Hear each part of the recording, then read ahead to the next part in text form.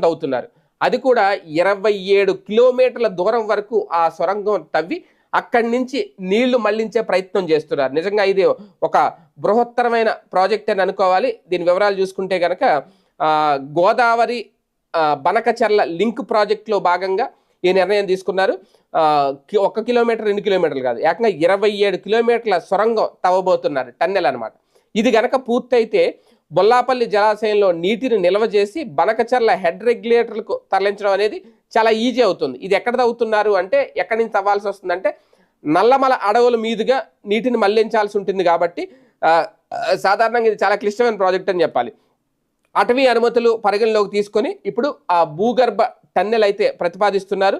దీంతో అటవీ పర్యావరణ అనుభూతులు చాలా సులభంగా దొరుకుతాయి, ఎందుకంటే భూగర్భంలో వీళ్ళ సొరంగం వేసుకుంటారు కాబట్టి. అలాగే పొరుగు రాష్ట్రాలతో సంబంధం లేకుండా దిగువన పోలవరం నుంచి వరద జలాలే తీసుకుంటున్నందుకు